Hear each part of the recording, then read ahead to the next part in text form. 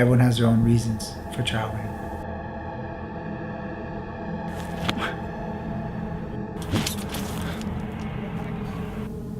When you're away from your home and when you experience so many new things, when we first came, it was like the anticipation of a wave, you know, you get the welling, it's pulling back, and then it rises, it goes up, up, up. But then we all needed to crash and come back down. I think in coming back, you really start to feel a change upon arrival.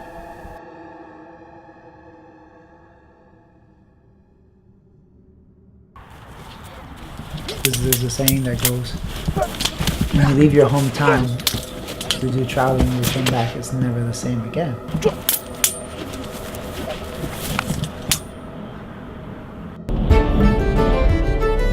been pretty much the same. So once, I know that. Don't lie. This man belongs to the city. We're in Dublin!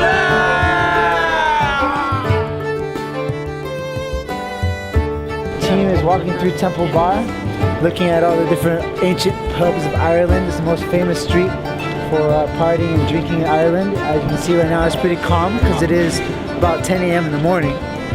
I didn't really like Dublin. We went to a cathedral, and it's supposed to be a special cathedral where they had an underground tomb. Christchurch Cathedral, and it's actually like in Ireland, if you're gonna go check out the churches, you want to go see St. Patrick's and you want to go see Christchurch Cathedral. This is one of the churches that's very unique for the public because it actually has an underground crypt where all the old priests were buried. So with luck, we'll get to go see that today.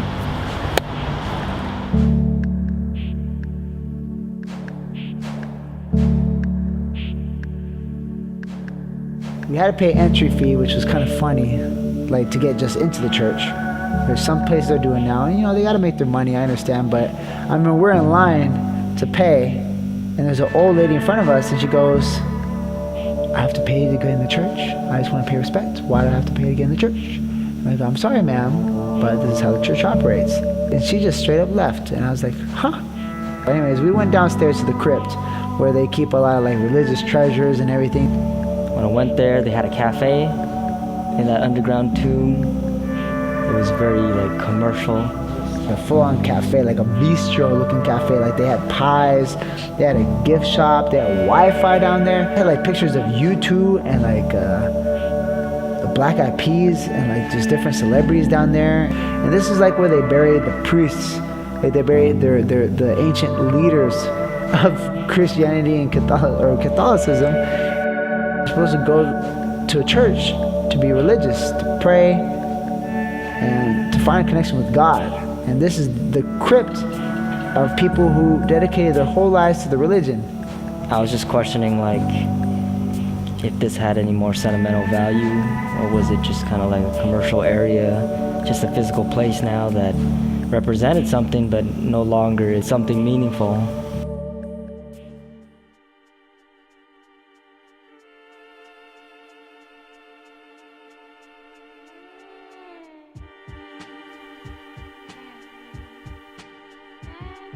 The final day for the trip, we have a couple seminars for, I think, from 10 o'clock till 2:30 or 3, so it's going to be a long day. Hopefully everything goes well. I think we have about 80 people coming, so it's a lot of people. It's the last day.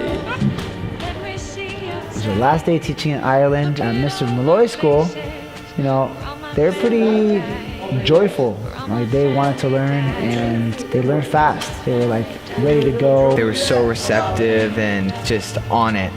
God, those kids were great. Especially they were learning broadsword, which isn't just something, you know, you pick up and do, and they were doing it awesome. Like they memorized the form right away and performed it for us, and I was blown away. Kids are the future. We taught them broadsword, nunchuck, do some basic wushu combos, and then we DY got in there, taught some film fighting, and I think they were so excited to learn, you know, and just open to trying something new and different. And when you have that kind of like receptiveness, it makes you give so much more. It was a fun day. I think we taught like over 200 people. I think during the Europe trip, we must have taught like over 500 people. Majority of them were in that school. And everyone just had a real good time, like a blast. We did a little demo right in the middle of that, busted out some weapons, and it was just fun. It was good fun. Thank you.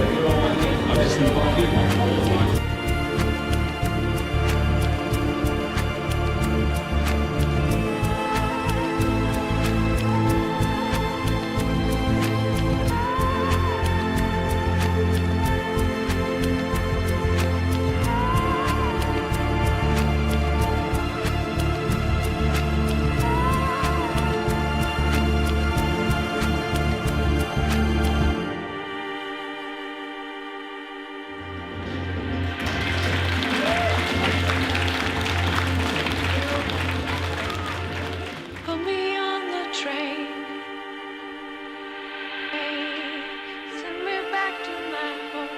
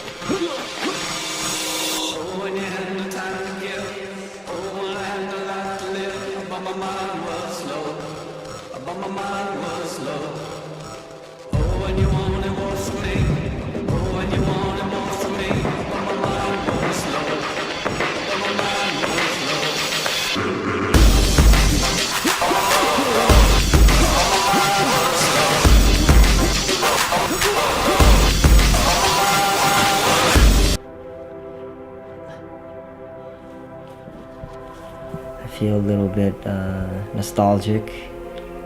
It's been quite a journey that it doesn't even feel like the same trip. You know, landing in Germany. DY, before he didn't really care about traveling because of his career, but the only thing he's expressed to me that I see a change is that he wants to travel a little bit more, open up to the world. And He's helped me immensely in figuring out myself and growing on this trip. Appreciation for the hospitality of people around the world. They were strangers in the beginning, and before we left, you know, I kind of feel really close to them. Feel closer to the guys also. You know, we had a certain dynamic when we left, and now it's really different. Barriers that are no longer there. So I feel like DY has opened himself to me, and I've done it in return. Malloy took us out to have Irish beer, supposedly stronger than German and American beer, and he was correct. I think we were singing. Yeah, we were. And we were dancing. And it was fun. I always liked Wesley. I knew he can stir up, you know, a lot of emotions and get to know the natives. I think I wouldn't meet these people if it wasn't for Wesley. He's got this young heart that kind of like excited to explore. It could be annoying at times, but at times has its merits. Wesley has the only child syndrome. Very much thinks about in the I sense of the word, doesn't really worry about how he's perceived, you know. But at the same time, Wesley he knows what he wants and he gets it done. Even when we bicker and we fight and we argue and all that, I was having a great time because most I do that just for fun. I enjoy everyone's company. He's still Wes, and he's always going to be Wes. But though he still has his opinions, I think he understands that in the global terms, there's a lot of things that we have to take into consideration through meeting people and talking with people. Did I get to know everyone better? Yes. Did we all change? Did we all become better people? Yes. I think that's the group movement, is to always become better and know more about yourself and unfold and experience and come from that positive place. Tommy has such a freaking pure spirit, it's ridiculous. Children are drawn to him, and you know, it's his like light. He's just very, very pure. Tommy is a sweet and nurturing, gentle guy. Just all around good guy.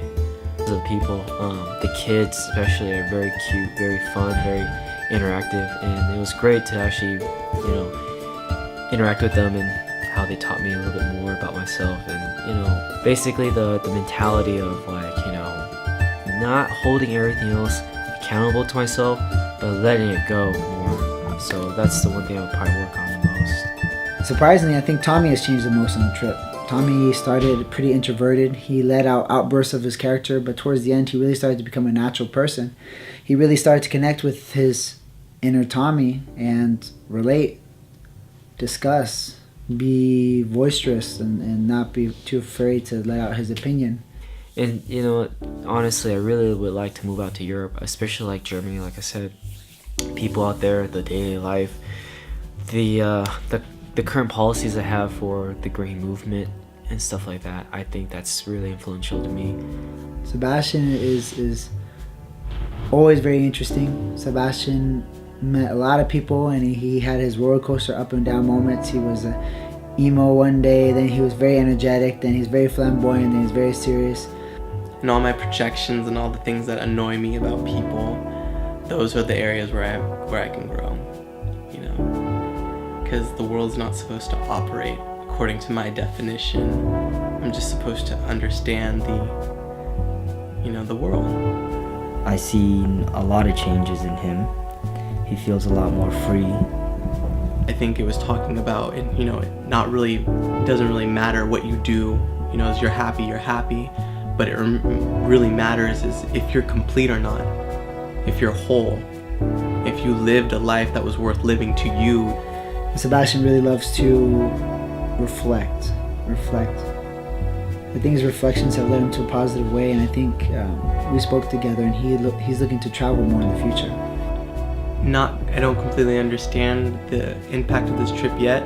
I'll have to go home and reflect and, you know, let some time pass and see it gradually happen, but I'm really happy with what I got, all the money and the time and energy I spent. I'm really happy because I think it's the next step. The trip, I had these expectations in my mind. I thought it was going to be fun every day, no arguing, like really relaxed. We teach them seminars, we go sightsee. We had some rough spots through the trip, I think, but I ended up learning a lot about my teammates and myself, I think more importantly, because I'd been searching for something for a while and I wasn't quite finding it until I came here.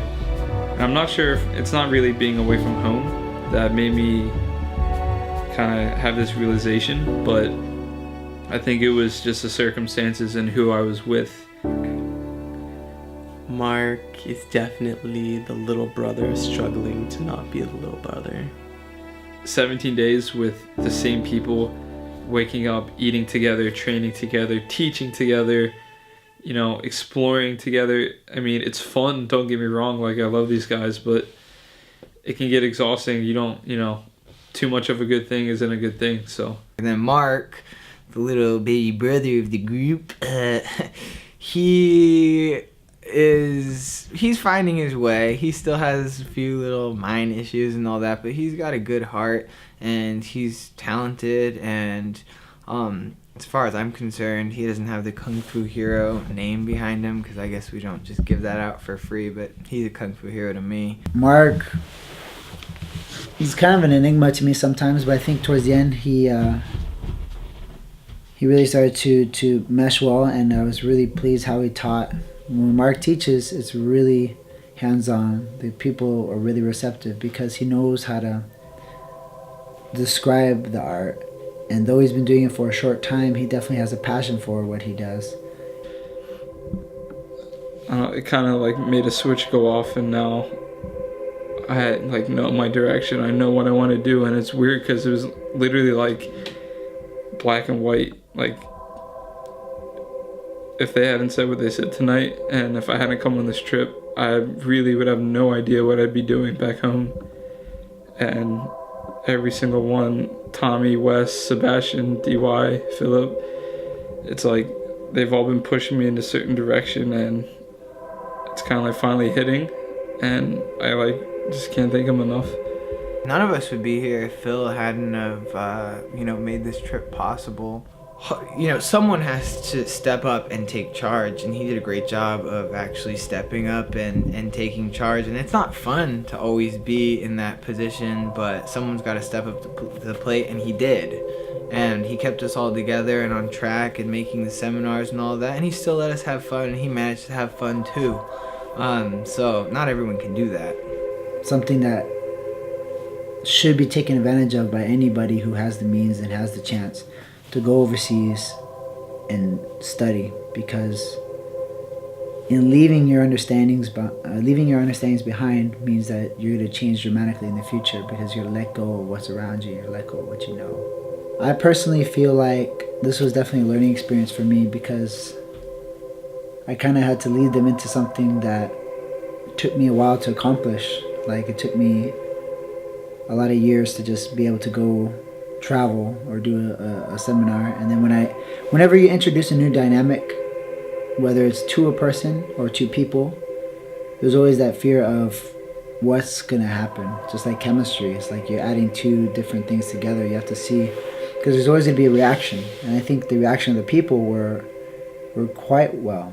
Everything was pretty well received, and they loved all the little demonstrations and the shows. And I think the guys themselves, though they had ups and downs about, I think, what they liked as far as the country or the people, they all kind of discovered a part of themselves and matured in a way. In doing a trip like this, it's about more than ourselves, because in performance, we're showcasing ourselves on stage for others to see, or we're competing and trying to, again, showcase ourselves for people to judge us.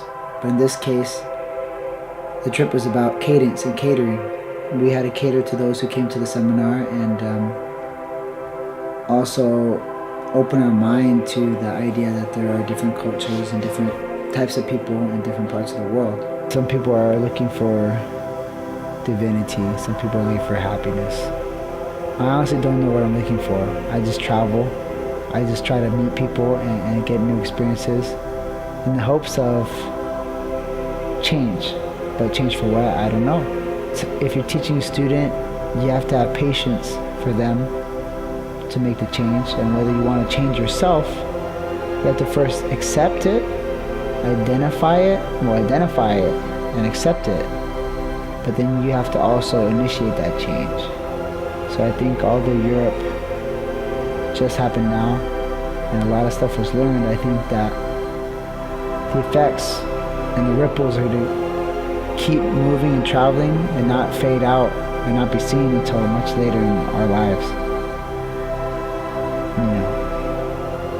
Still waters run deep, and sometimes those lessons that come from people manifest later on in life, because sometimes when people learn things or experience new things, their ego actually hides it. Their ego puts it down and says like, oh, I already knew that, or maybe they don't want to accept it. So they actually hide it. They put it in their mind, they put it in their body, and they put it so far back that when it resurfaces, they think that it was their own thinking or their own idea. But actually it was a thought that was planted a long time ago, a long, long time ago. Being on this trip reminds me of when I was a kid.